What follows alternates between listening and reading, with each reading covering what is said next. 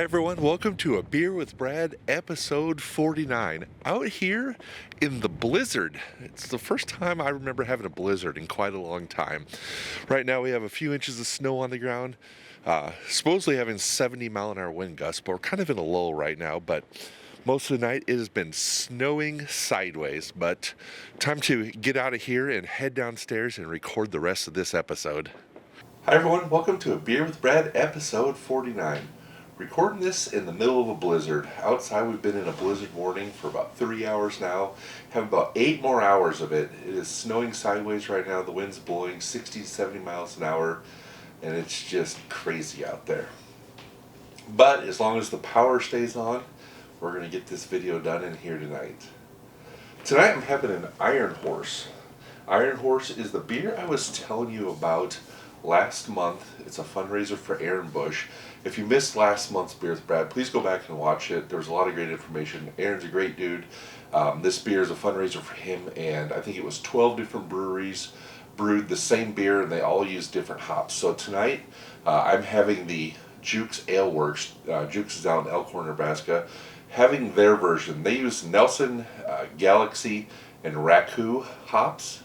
All the breweries use the same malts and grains and yeast, all that, and so they all have their own little twist on it. I've had 5 of them now. Of course, the Jukes, the Cross Strain, the Pint 9, all the regular breweries that you think do the really good hazy IPAs, they were all fantastic. The Dark Horse, or the surprising one that I wasn't expecting that was awesome, was the Upstream Brewing downtown in the Old Market. Upstream's a great brewery. They're the second oldest brewery in town. They've been around since the 90s. The thing is they just don't do hazy IPAs very often, if ever. I mean, I don't really ever remember having one there. I don't remember seeing one on their menu. I went back and looked, and it looked like they may have had one at one time for, I don't know if it was a short period or what, but I never had it. They do a lot more of the traditional beer flavors, and so when I went down there to try it, I was really surprised. It was a fantastic hazy IPA, and so it was great to see. Like I said, like they're probably known more for like their Scottish ale, and they have pale ale that's really popular. A lot of good like classic style beers, but this hazy IPA from the Upstream is awesome. So tonight I'm having the Jukes one. I also have the Cross Strain one sitting back here too. Cross Strain had Nelson, Simcoe, and Citra hops. It is also good. The Pint 9 one was a little bit, it had like more of like a spicy, like almost like a warm flavor, and I forget what hops they had in theirs. But they've all been good, and it's been a great fundraiser. Again, go back, look at last month's Beer with Brad, episode 48, if you want more details about it. I did have a big 24 by 36 metal print in the auction at Aaron's fundraiser. I heard it did really well, so it was great to see that. And the pictures I saw of the fundraiser, it was a fantastic turnout. I mean, just tons of people there. My son had a hockey tournament out in Fremont, so we weren't able to make it to the fundraiser, but it looked like they had plenty of people there to support them. So tonight, an Iron Horse Hazy IPA by Jukes Ale Works out in Elkhorn. So tonight, my father-in-law sent me a topic that he thought I should talk about, and that is AI, artificial intelligence in photography, and where I see it, where it is now and where I see it going. I kind of covered this about a year and a half ago in one of my Beer with Brads when I did the question and answer. It was probably a quick, one question in the middle of the video, but if you want to go back and watch that, it was probably in the summer of 2023. We'll see how much my answer varies. I didn't go back and look at it, but we'll see how much my answer varies now.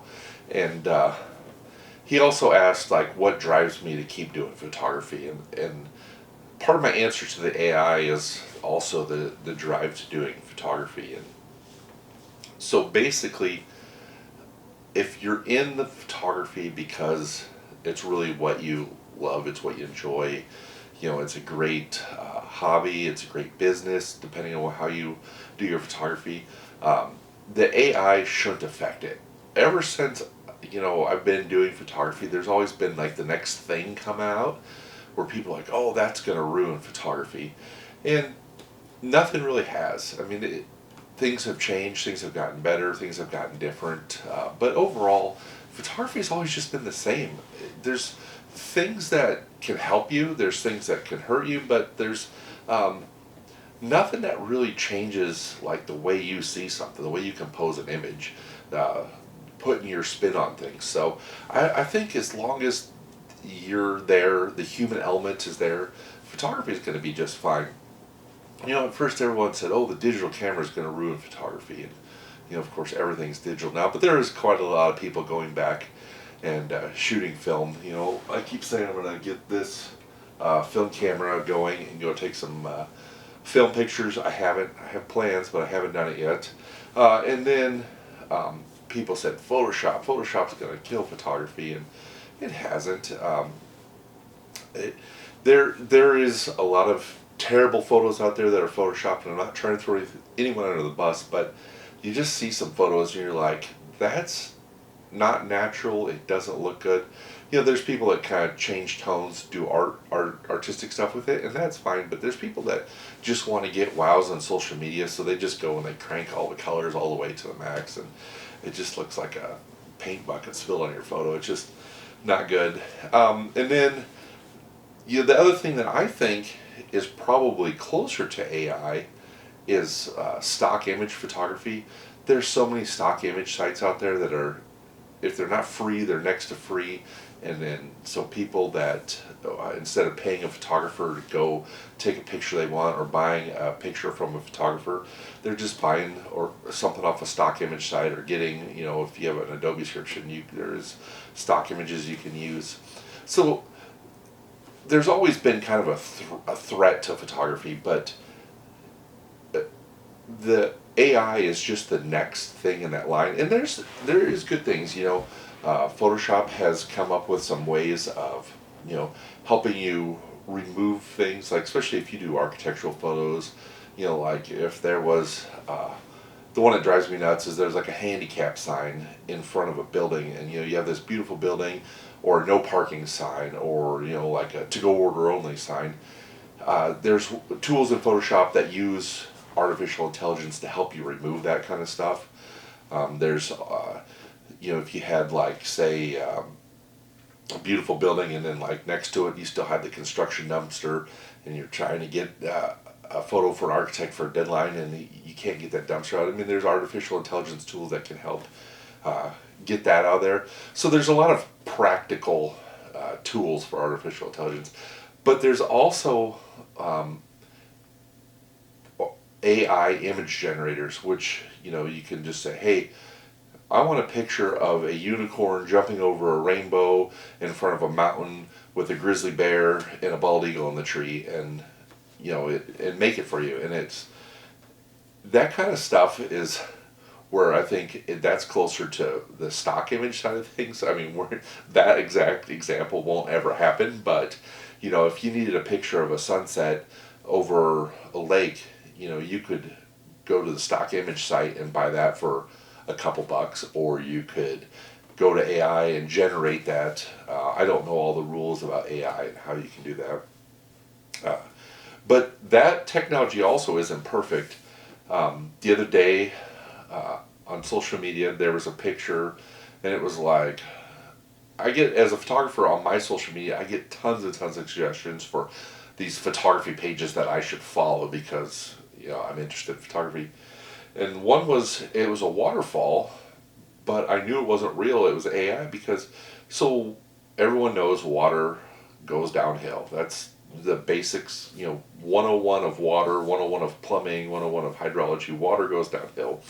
So if you have a valley like this, and here's, you're going down, and here's the bottom of your valley, the waterfall should be coming out of the bottom of the valley. This picture had the waterfall spilling off the side of it, and down at the bottom of the valley was just grass. And so instantly I knew that was AI, and I knew it was a terrible version of AI. So then a couple days later, another suggestion It was like a page for people that photograph bald eagles. I was like, kind of a little bit intrigued, and the picture had like 3 bald eagles in it, so I click on it, and that's probably the worst thing you could do too if you don't want to see all these page suggestions. If you click on one, then they rope you, and they got you. It's like answering your phone when a telemarketer calls. They know they got you. So I click on this bald eagle picture, and I start looking at it, and one of the 3 eagles is missing a whole wing. It's one wing eagle, and granted, yeah, he could have gotten a fight and the wing got ripped off, whatever, but the eagle would be dead in like 2 days. Not this healthy looking bald eagle sitting there with 2 others. So instantly, my mind went to that picture was also AI, and I kind of laugh. It's like, yes, and the thing is you see, when on those pages get tons, for whatever reason, get tons and tons of likes, followers, and everyone will be commenting, oh, that's so awesome, the waterfall, oh, that's beautiful, I want to go there. We can't go there because it's fake. Oh, that picture of the bald eagles, that is awesome to get 3 bald eagles in one thing. Well, that's, no one took this picture, no one saw that. And so, I've said it so many times on this Beer with Brad that the part of me that I love is just the getting out and experiencing. The taking the pictures is just part of the whole experience. I love being out there seeing the sunset that I'm photographing. I love being out there watching the bald eagles fly around that I'm photographing. When I do aerial photos, I want to be in the helicopter in the air looking down at what I'm photographing. I don't want to be on the ground flying a drone because I'm not experiencing it. I want to experience it. And the thing, getting back to half that question about what drives me to keep doing photography, is there are so many things that I want to see, so many things I want to experience, and there's so many things I photograph that I know if I had the opportunity again I could do better. And that one really drives me just as much as anything else. I look at my pictures so critically, thinking, what can I do better, what can I do better, what can I do better, that every picture pretty much I have, there's something I would like to go back and do again. So that just always drives me to get out there and keep trying hard, and keep doing better, and just enjoying it. I have so many ideas up here and not enough time. I mean, I don't feel like even when I retire and just do photography full time and whatever decades from now, but I have so many ideas. I just think I'm always going to be out wanting to take more and more pictures and out just seeing different sites and different things. There's so many cool places that I haven't been that, if I had to sit down and write out a list of all these cool places I haven't been, I mean, there's just an unlimited cool, I mean, this world is so amazing and all the cool things. There's just so many things out there to see. So I don't think I'm ever going to run out of photos. I don't think the drive is going away to take more photos anytime soon. And certainly whatever trend in the world, whether it be digital cameras or Photoshop or AI, none of those are really going to deter me from doing it. And also, one more thing on the AI, there are people that are going, as far as a business goes, there's people always that are going to look for the cheapest way to do stuff, whether it's stealing an image off of Google, whether it's buying the cheapest photo they can on a stock image, whether it's using AI to generate something without having to actually hire a photographer. There is always going to be those people out there that go that route. And I'm not saying anything wrong with that, because that's their business. They can do what they want. But it's just like those people. There's a whole group of people out there that want to know they're buying from a photographer. They want to know they're supporting someone. They want to have a relationship with someone. It's kind of like, there's a lot of people out there that they're totally fine going to McDonald's for a cheeseburger, going to Applebee's for a cheeseburger. But there's a whole other group that know that there are a whole bunch of mom and pop restaurants in town that they could go get a better cheeseburger or just as good of a cheeseburger and be happy that they know they're supporting a local business. And I think that's always going to be there too. I think there's always going to be a group of people that want to support the local mom and pop restaurant, the local photographer, the local anything. I mean, there's just always people that want to have that connection, have that relationship with the person they're working with or doing business with. So I always think there's going to be that opportunity there.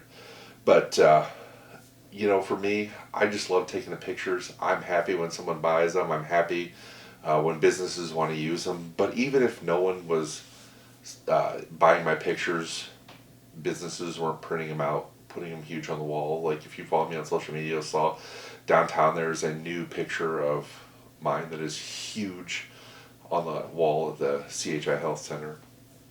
I'm just, even if none of that happened, I still would be out taking pictures just because I enjoy it. It is my way of getting out, it's my way of getting exercise, it's my artistic freedom to do what I want and take my pictures. So I'm just grateful that everyone that has supported me over the years enjoys my photography just as much as I do. So I'm going to have another drink of my Iron Horse Hazy IPA.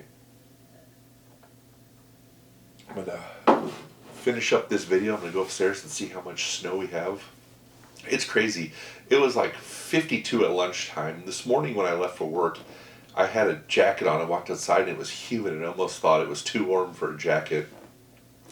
And by 6 o'clock, the snow was starting to accumulate, and last time I looked out, we had a few inches already. Blizzard conditions, 7-mile-an-hour winds. I mean, the snow was just sideways, so I'm going to head upstairs and look at that and see what we got. But like always, I thank everyone for tuning in.